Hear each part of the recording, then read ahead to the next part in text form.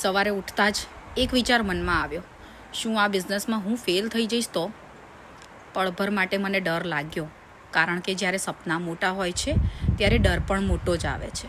પણ પછી મને એક વાત સમજાઈ, ફેલ થવાનો ડર હોય એનો અર્થ એ છે કે હું સાચે કંઈ બદલાવ લાવવા જઈ રહી છું.